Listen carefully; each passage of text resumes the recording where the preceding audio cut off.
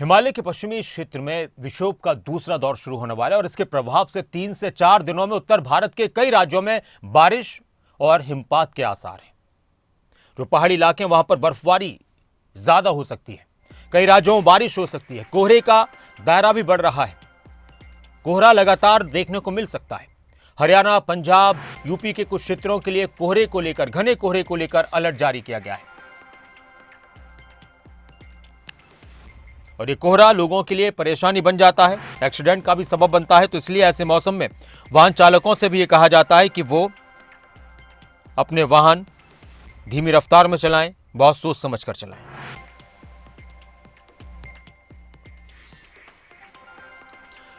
करण जयसिंह हमारे साथ, हमारे संवाददाता गुरुग्राम से जुड़ चुके हैं लाइव मौसम की जानकारी को लेकर भी और नए साल पर किस तरह की तैयारी है, जश्न को लेकर किस तरह का रूप नजर आता है, अंदाज नजर आता है गुरुग्राम को, उस पर बात करेंगे। करण, गुरुग्राम में क्या है मौसम का हाल?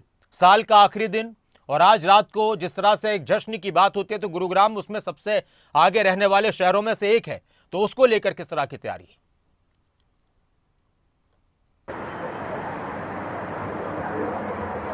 बिल्कुल नासिर, पहाड़ों पर पड़ रही बर्फबारी का असर दिल्ली एनसीआर में देखने को मिल रहा है। आलम यह है कि जो न्यूनतम तापमान है वो 7 डिग्री सेल्सियस पर पहुंच गया है। अधिकतम तापमान जो है वो 18 डिग्री सेल्सियस पहुंचने का अनुमान है। 2 बजे का वक्त हो चला है और 2 बजे की तस्वीरें मैं आपको दिखाना चाहता हूँ। ये दिल्ली जयपुर एक्सप्रेसवे है और यहाँ पर देखिए अभी भी जो फोग है वो दिखती हुई नजर आ रही है। कोहरे का सितम दिखता हुआ नजर आ रहा है। विजिबिलिटी कम है और विजिबिलिटी कम होने के कारण जो वाहन चालक हैं उनको परेशानियां हो रही हैं अभी भी, क्योंकि 2 बजे का वक्त है, दिन निकल चुका है, उसके बावजूद हेडलाइट चलाकर गाड़ियों की उनको सफर करना पड़ रहा है, क्योंकि हालात जो हैं वो बीते कई दिनों से ऐसे ही बने हुए हैं। दिल्ली एनसीआर की बात करें तो दिल्ली एनसीआर में लगातार ठंड का प्रकोप जो है वो देखा जा रहा है और साथ ही साथ कोहरे का सितम भी लोगों के लिए मुश्किल बना हुआ है।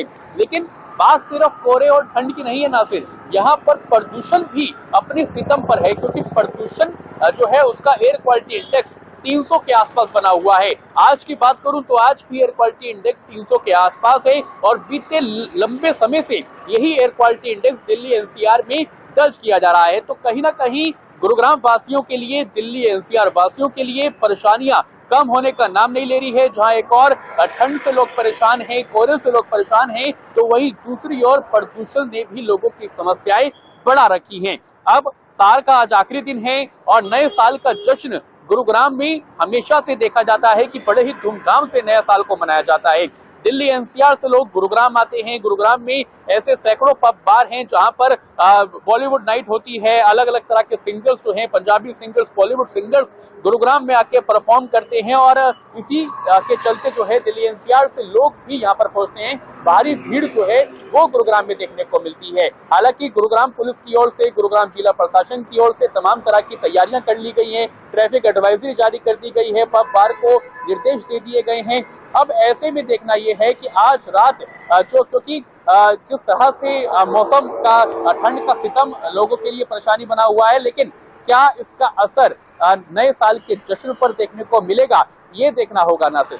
बिल्कुल करण, और आपसे हम ठंड के सितम पर अपडेट लेते रहेंगे और साथ में आपसे जानकारी लेते रहेंगे जश्न को लेकर किस तरह की तैयारी है। रात के 12 बजे भी आपको तैयार रहना है आज कि लोग किस तरह से जश्न मनाते नजर आएंगे और उस ठंड में जो बढ़ रही है उसके लिए उनका क्या अंदाज रहने वाला है। फिलहाल आपका बहुत शुक्रिया और साथ में अब हमारे हिसार से कुलदीप भी जुड़ चुके हैं। कुलदीप, हिसार में किस तरह का माहौल है मौसम को लेकर, ठंड को लेकर, क्या कुछ कह रहे हैं लोग?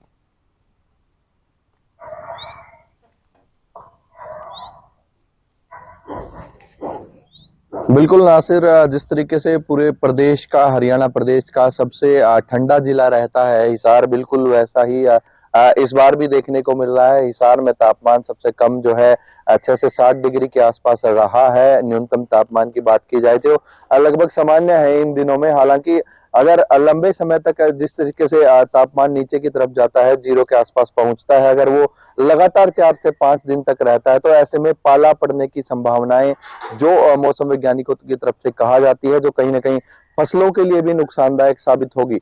अगर गैप रहता है बीच में तो कहीं ना कहीं फसलों और किसानों के लिए फायदा होगा। और जिस तरीके से मौसम वैज्ञानिकों ने कहा है कि आने वाले दिनों में जो है मौसम परिवर्तनशील है। जैसे जैसे जो है पहाड़ों की तरफ जो है बर्फ बढ़ेगी और जो पश्चिमी हवाएं हैं वो इधर मैदानी एरिया की तरफ बढ़ेगी, तो कहीं ना कहीं जो है ठंड उसकी वजह से सर्द हवाएं बढ़ेगी और जो कोहरा है वो और ज्यादा जाने की संभावना है, क्योंकि जिस तरीके से वातावरण में नमी बढ़ेगी और जो धूल के कण है और इसके साथ ही साथ जो हवा में पानी की मात्रा है उसके बढ़ने की वजह से ये जो है कोहरा दिखाई देता है, जिसकी वजह से विजिबिलिटी कम होती है और अक्सर जो है जनवरी में ये इसका पीक सीजन होता है। हालांकि दिसंबर लास्ट तक बहुत ज्यादा जो है कोहरा छाया रहता है, लेकिन इस बार पिछले सालों की तुलना में कहीं ना कहीं कम जो है दिखाई दे रहा है, क्योंकि मौसम वैज्ञानिकों का ये भी कहना है कि थोड़ा सा जो है अभी डिले चल रहा है। सामान्य तापमान से ऊपर जो है अभी तक तापमान चल रहा था, लेकिन